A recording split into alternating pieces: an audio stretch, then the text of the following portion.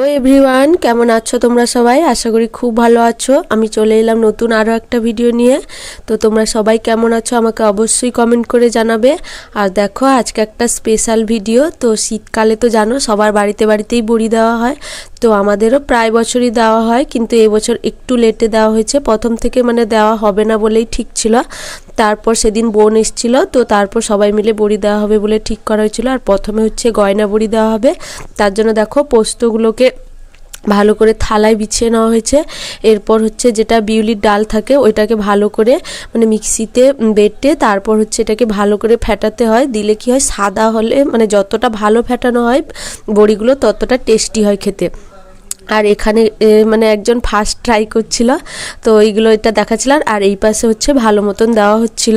আর কি বলতো, আমাদের বাড়ি মানে সেরকমভাবে অতটা ভালো আমরা দিতে পারি না, তবে আমরা যেরকমটা চেষ্টা মানে পারি সেরকমটা দিই আর কি, মোটামুটি চলে যাওয়ার মতন। কিন্তু অনেকে দেখেছি মোবাইলে অনেক ভালো ভালো ডিজাইন করে, তো সেরকমভাবে আমরা পারি না।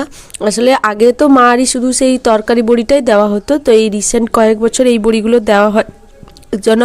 আর প্রথম দেখবে একটু অসুবিধা হয়, তারপর এগুলো ভালো হয়। তো এটা হচ্ছে ফার্স্ট দিন। তারপরের দিন যেগুলো দেওয়া হয়েছিল ওই ডিজাইনগুলো খুব ভালো হয়েছিল, কিন্তু ফার্স্ট দিনের ডিজাইনগুলো একটু নড়বড়ে, কিন্তু যাই হোক একটা মোটামুটি হলে মানে খাওয়ার মতন হলেই হলো। আর এই পোস্ত দেওয়া বড়ি কার ভালো লাগে, নাকি গয়না বড়ি, মানে এটা তো গয়না বড়ি, নাকি যেটা তরকারি বড়ি হয় গোল গোল ওইগুলো ভালো লাগে তোমাদের? অবশ্যই আমাকে জানাও।